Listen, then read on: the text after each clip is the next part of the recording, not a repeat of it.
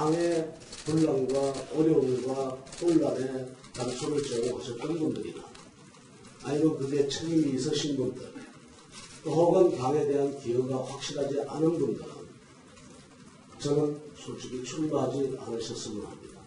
제가 지금 이렇게 이야기를 했는데 제가 출마를 할 수 있겠습니까? 자, 일단 김병준 비대위원장 자신의 거취에 대해서는 불출마 입장을 분명히 밝혔습니다. 그런데 내가 안 나갈 테니 황교안, 오세훈, 홍준표 이 세 사람도 다 나오지 말아라 라면서 공개 출마를 금지했어요. 나오지 말라 그랬어요. 이거 되게 이례적이죠. 예, 굉장히 이례적인 거죠. 사실은 비상대책위원장이라 하면 기본적으로 전당대회에 공정한 룰을 만드는 것까지가 이제 본인의 역할이기 때문에 뭐 누가 나와라, 누구 나오지 말아라 이렇게 얘기하는 게 굉장히 거의 없었다고 봐야겠죠. 그럼에도 불구하고 김병준 위원장이 이런 이례적인 이제 기작을 넣는 것 자체는 아마도 이제 7개월 동안 이제 비대위를 꾸려가면서 가장 본인이 중점을 뒀던 게 계파 갈등을 종식시키는 거였습니다. 그러면서 계파 싸움이 아니라 뭔가 대안을 가지고 문재인 정부와 싸워야 된다. 이제 이런 이제 생각 속에서 여러 가지 이제 발표도 하고 대안도 내놨었는데 그래서 결국은 내년 총선도 결국 문재인 정부의 심판으로 그렇게 이제 구도를 끌고 가야 된다. 이것이 이제 김병준 위원장의 구상이고 생각이었던 거죠. 그런데 분명 황교안 전 총리가 등장하면서 급속도로 친박들이 뭉치고 있는 건 사실인 것 같습니다. 그러다 보니까 결국은 어쨌든 7개월간 이렇게 계파 갈등을 좀 종식시키기 위해 노력을 해왔는데 결국 다음 달 전당대회를 통해서 다 도루묵이 되는 게 아니냐, 물거품이 되는 게 아니냐 이런 위기의식이 굉장히 강하게 지금 작용하고 있는 것으로 보입니다. 들으신 것처럼 김병준 비대위원장은요. 그중에서도 이 황교안 전 총리의 이름을 콕 집어 거론하면서 작심 발언을 했습니다. 제가 특정인 한 분을 꼬집어서 이야기 드리는 건 아닙니다만 가장 적극적인 활동을 하고 계시는 분 중에 한 분을 제가 예로 들겠습니다. 다른 분이 아니라 황교안 전 총리십니다. 이분의 출마 가능성과 관련하여 걱정이 많습니다. 흔히 말하고 또 우리가 다 알고 있는 이유 때문입니다. 당에 대한 기여가 없었다는 점도 대단히 마음에 들립니다. 정부 여당에 대해서 실정에 대해서 입을 닫고 계셨다는 점도 문제로 지적될 수 있습니다. 여태껏 당과 어떠한 관계도 맺지 않고 있던 분이 어느 날 당의 대표가 되는 것을 과연 어떻게 생각해야 되겠습니까? 자, 이런 상황에서 또 다른 당권 주자죠. 정우택 의원도 한마디 했습니다. 속칭 낄낄빠빠 원칙을 언급했습니다. 낄낄빠빠라는 말처럼 낄 때 끼고 빠질 때 빠지는 사람 이 원칙이 적용이 좀 됐으면 좋겠다. 무너져가는 집에 난장판 치고 나간 사람도 있고 빗장이처럼 주변에서 구경만 하던 사람도 있고 또 집을 잘 지어달라고 부탁했더니 요새는 뭐 주인이 되겠다는 사람도 나타난다고 해서 좀 저도 정신이 없습니다. 이재명 차장. 예. 지금 이 김병준 비대위원장, 정우택 의원 이 두 사람의 기준으로 되면은 지금 나올 사람이 없어요. 그러면 다 빠져야 되는 거 아니에요, 지금? 이게 제일 사실 큰 문제죠. 네. 김병준 위원장이 얘기한 것처럼 당에 혼란을 준 사람, 그리고 당에 기여가 없는 사람 나오지 말아라. 그래서 과연 진짜 후보가 누구냐 이렇게 되는 거고 지금 몇몇 이제 당권 주자들 중에는 대선 전화 빠지고 관령 대표가 필요하다고 얘기를 하는데 사실 야당에 절대 맞지 않는 얘기죠. 네. 관령 대표라는 건 기본적으로 여당에 이제 대통령이라는 강력한 리더십이 있을 때 당을 관리하는 관령이 있을 수 있지만 야당은 기본적으로 선거를 이기고 선거를 지휘하고 또 대선을 보면서 다른 당이기 때문에 관령 대표라는 게 존재할 수 없는 거죠, 사실은요. 네. 그런 점에서 굉장히 이제 고민이 많은 건데 그럼에도 불구하고 이런 얘기가 나오는 건 결국은 그럼 당의 기여사이 누구냐 그리고 앞으로 야당을 구해낼 사람이 누구냐라고 했을 때 그것이 그런 마음들이 이제 전당대에서 표출돼서 자연스럽게 문재인 사람도 퇴출돼야 되는데 네. 그렇지 못할 것 같은 이제 불안감이 있는 거죠, 모두에게. 아하. 그 정도로 지금 야당 현실이 씁쓸하다 이렇게 봐야 될 것 같습니다. 최 교수님. 예. 그런데 김병준 비대위원장이 이렇게 황교안 전 총리를 콕 집어서 언급하는 바람에 예. 뒤집어서 얘기하면 그만큼 더 우려하고 걱정한다라는 의미가 반영이 되면서 되레 황교안 전 총리를 더 키워주고 띄워줬다는 평가가 나오고 있어요. 왜냐하면 지금은 김병준 비대위원장이 황교안 전 총리를 공격하는 가장 큰 포인트는 네. 친박 그리고 탄핵의 책임론 이런 거 그렇죠. 아니겠습니까? 그럼 결국 현재 태극기 부대라고 소위 얘기되는 그런 분들이나 아니면 TK 지역에서는 어찌 보면 김병준 비대위원장의 저 말 때문에 황교안 전 총리에 대해 지지가 더 높아질 가능성이 있어요. 그러니까 네. 더 똘똘 뭉치지 않겠습니까? 위기감을 갖게 되면. 그러니까 저는 뭐 개인적으로 황교안 전 총리가 그 부분에서 본인의 입장을 분명히 밝혀야 한다고 생각하지만 김병준 비대위원장은 어쨌든 본인이 당을 개혁하겠다고 들어와서 비상대책위원장을 맡고 개혁하려고 노력을 했는데 결국 도루묵 돼버린 거 아니에요. 네. 다시 도로 그런 이제 뭐 황교안 전 총리가 만약 대표가 된다고 하면 비난과 비판을 받을 수밖에 없는 상황이니까 네. 거기에 대한 우려를 표명한 거고 아하. 그것이 도리어 친박 세력들을 더 결집시키는 요소로 작용할 가능성은 충분히 있다고 보여집니다. 그렇군요. 저는 김병준 비대위원장의 논리가 참 아쉽습니다. 어떤 점이 아쉽죠? 공세를 할 때는요, 네. 일관성이 있어야 됩니다. 네. 황교안 전 총리를 향해서 이렇게 나오지 않았으면 좋겠다. 이렇게 콕 집어가지고 얘기까지 하지 않았습니까? 네. 그러려면 처음부터 입당 때 대대적으로 환영을 안 했어야 되죠. 그리고 또 입당 직후에 뭐라고 했습니까? 당 상임 고문으로 추대를 하려다가 나경원 원내대표 등의 반대로 불발됐다. 네. 이런 보도까지 나왔습니다. 이게 그러면 대체 뭐냐? 네. 궁금해질 수밖에 없는 거죠. 네. 그리고 정우택 의원 같은 경우에는요. 낄 때 끼고 빠질 때 빠지는 이런 걸 얘기했는데 한국당에서는요. 모두가 나지 스스로 빠지겠다는 사람이 없어요. 그게 문제입니다. 알겠습니다. 자, 그런데 이런 분위기 속에서 나오지 말라고 여기저기서 얘기를 하는 그 대상이 되는 황교안 전 총리 꿋꿋하게 매일매일 정부와 각을 세우는 날카로운 얘기들을 하나씩 꺼내고 있습니다. 근데 이번엔 또 이런 얘기를 꺼냈어요. 김정은 위원장을 언급을 했어요. 이복형을 독살하고 고모부 처형한 김정은 갑자기 귀엽게 바뀌었겠나? 안보와 관련된 이야기를 이슈로 딱 갑자기 던졌습니다. 이유가 있겠죠. 그러니까 이제 보수층을 결집하라는 거죠. 뭐 누구나 생각할 수 있듯이. 왜냐하면 사실은 보수층 내부도 그런 얘기들이 있어요. 어쨌든 김정은은 3대 세습의 당사자고, 그리고 이제 말씀하신 대로 이복형을 독살하고 공모부를 처형했던 점에 잔혹한 면이 있는 사람인데, 한 두 번의 남북 정상회담으로 굉장히 이미지가 좋게 바뀌는 그런 부분, 우리나라에서 김정은 위원장 굉장히 뭐 예쁘게 표현한 캐릭터들도 파는 애들이 있다고 하지 않습니까?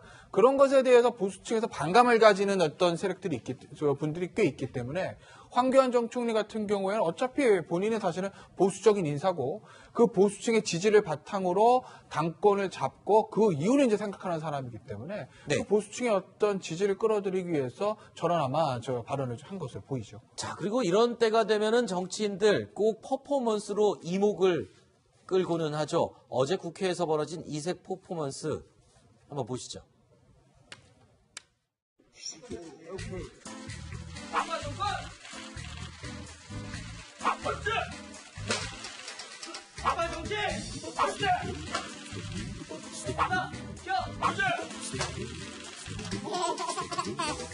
말보다 한번 행동으로 보여주는 게 좋을 것 같아서 여러분한테 한번 이렇게 퍼포먼스를 했습니다. 괜찮았어요? 괜찮은 편 아니에요?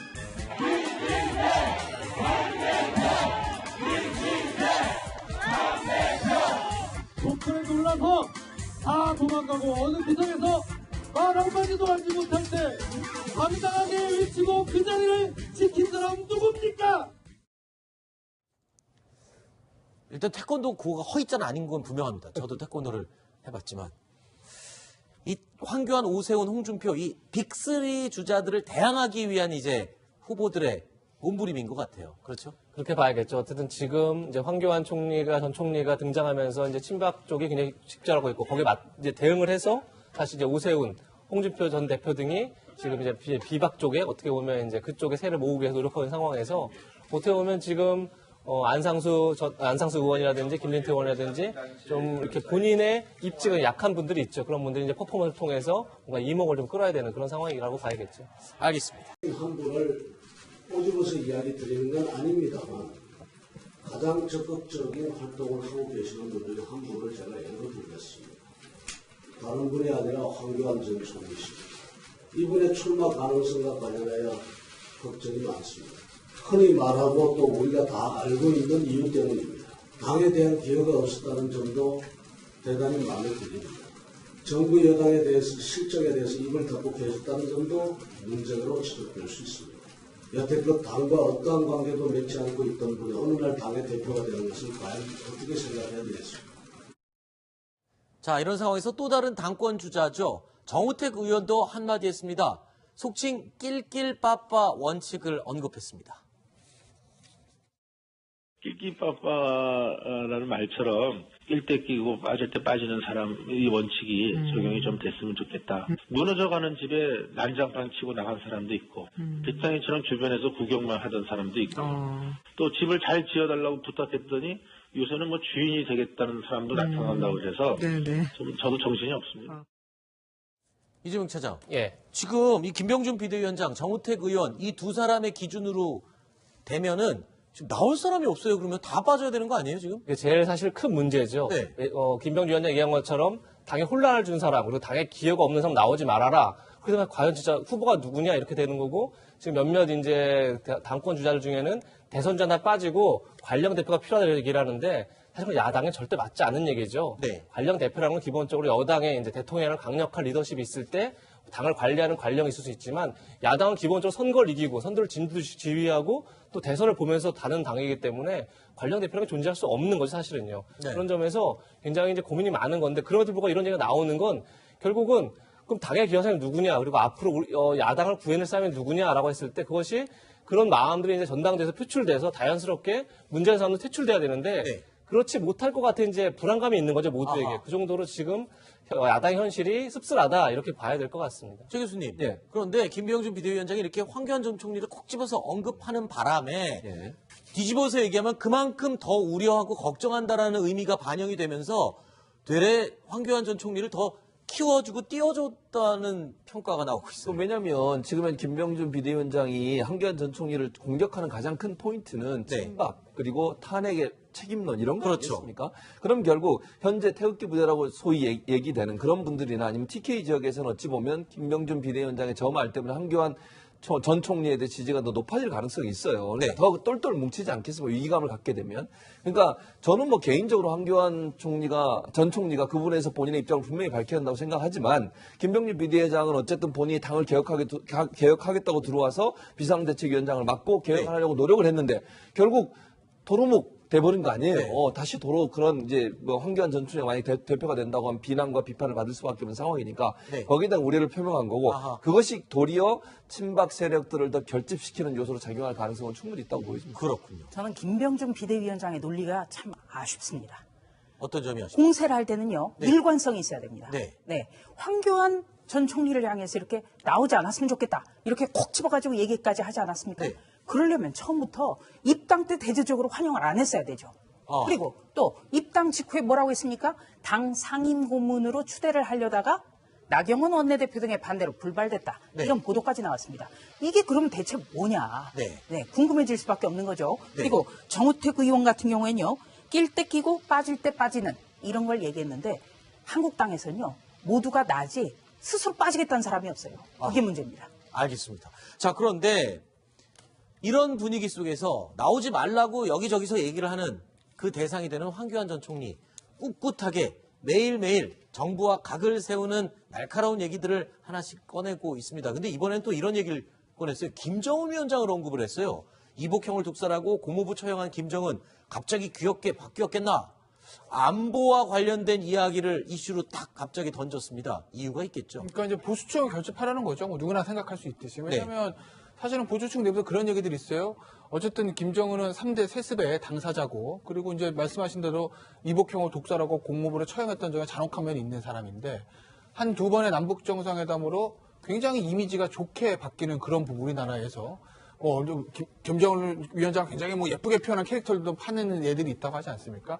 그런 것에 대해서 보수층에서 반감을 가지는 어떤 세력들이 분들이 꽤 있기 때문에, 황교안 전 총리 같은 경우에는 어차피 본인은 사실은 보수적인 인사고, 그 보수층의 지지를 바탕으로 당권을 잡고 그 이유를 이제 생각하는 사람이기 때문에, 네. 그 보수층의 어떤 지지를 끌어들이기 위해서 저런 아마 발언을 한 것으로 보이죠. 자, 그리고 이런 때가 되면은 정치인들 꼭 퍼포먼스로 이목을 끌고는 하죠. 어제 국회에서 벌어진 이색 퍼포먼스 한번 보시죠.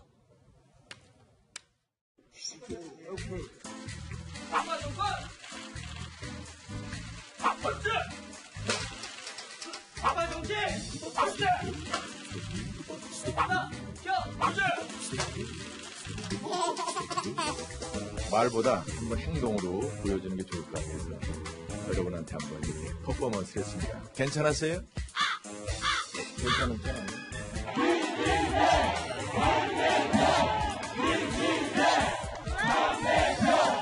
독선에 놀라서 다 도망가고 어느 구석에서 말 한마디도 하지 못할 때 당당하게 외치고 그 자리를 지킨 사람 누굽니까?